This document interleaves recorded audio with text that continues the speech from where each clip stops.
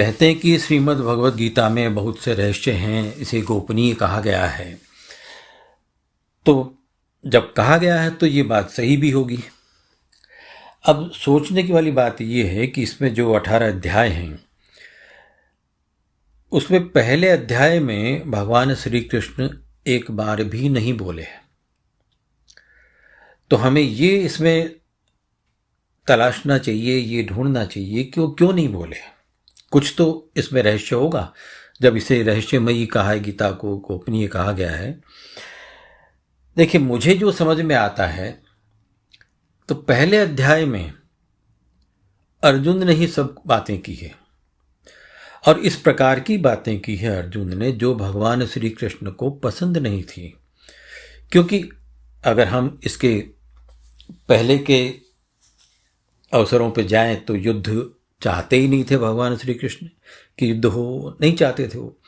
लेकिन अब जब ये निश्चित हो गया है कि युद्ध होना ही है, और युद्ध स्थल में आकर के जब अर्जुन ये कहते हैं कि मुझे युद्ध नहीं करना है, अपना गांडी रख देते हैं और निराश होकर के, विषाद होकर के बैठ जाते हैं और अनेक बातें ऐसी कहते हैं जो उनको मोह माया में फंसा हुआ दिखाती हैं।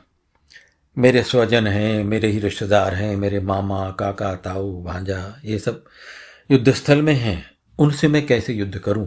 उनको मारकर मुझे कोई भी ऐसा राज्य नहीं चाहिए, वो रक्त रंजित राज्य होगा। ऐसे बहुत सी बातें उन्होंने कही, और ये सारी बातें मैं इसलिए बता रहा हूँ, ये बातें श्री कृष्ण को अच्छी नहीं लग रही थी। क्योंकि जब युद्ध का ये एक निश्चय हो गया कि हमें युद्ध करना ही है, सारे रास्ते बंद हो गए हैं, तो फिर अर्जुन का इस तरीके से जो व्यवहार है वो उनको ठीक नहीं लग रहा।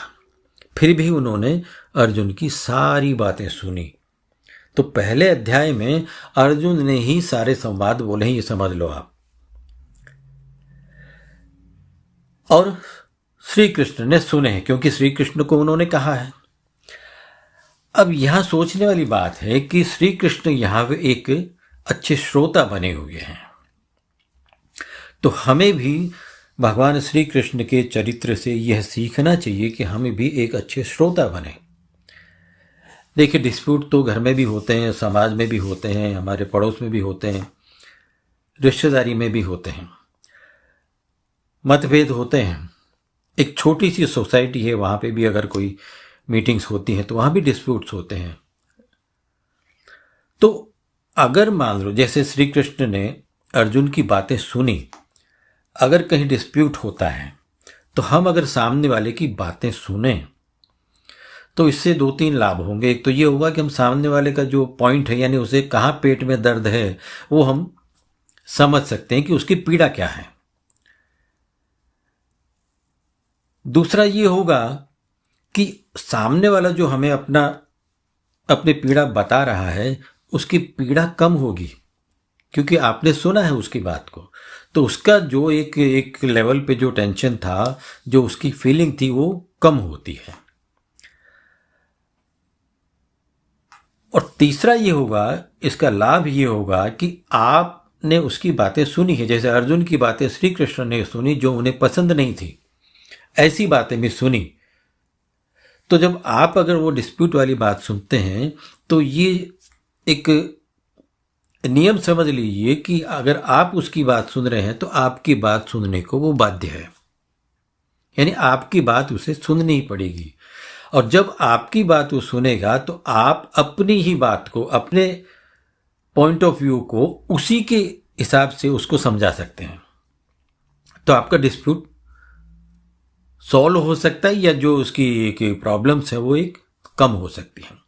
तो कोई भी चीज़ें जो है, अगर मान लो वो बोल रहा है, आप बोल रहे हैं, दोनों बोले जा रहे हैं, तो कहीं ना कहीं उसका अंत होने वाला नहीं है, उसका डिस्प्यूट का कोई भी सॉल्यूशन निकलने वाला है नहीं।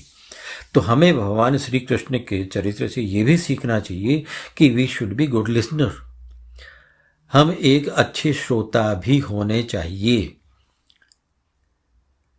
तो श्रोता होने के लाभ हैं, क्योंकि आप उसकी बात समझ पाएंगे, आप उसके दुख को समझकर अपनी ही बात को उसके हिसाब से समझा पाएंगे, और आपका जो प्रॉब्लम हो सॉल्व हो जाता है। तो इस तरीके से भगवान श्री कृष्ण के चरित्र से हम अच्छे श्रोता बनने की कोशिश करें।